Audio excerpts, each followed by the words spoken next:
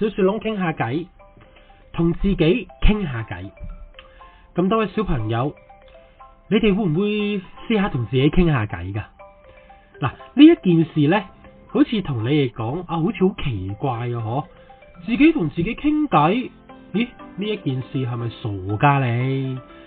其實呢，當你人越大嘅時候，你面對嘅嘢就會好多。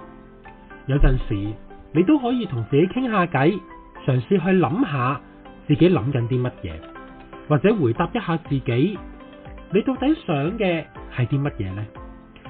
嗱，好間唔中呢，我都會同自己傾下偈噶。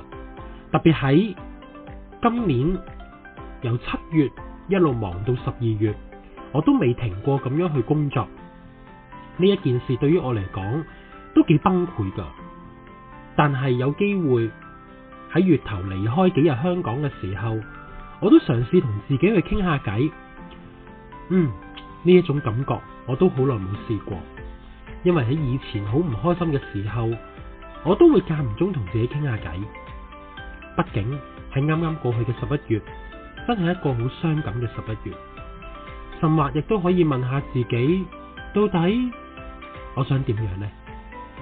呢一個亦都係重新認識自己，又或者去間唔中總結一下自己到底個情況會係點樣。呢一個都係一個好好嘅學習機會。咁多位小朋友，你哋都可以嘗試學下到底點樣同自己傾偈，或者喺海邊吹住風，或者揾一個安靜嘅地方，可以咩都唔諗都得噶。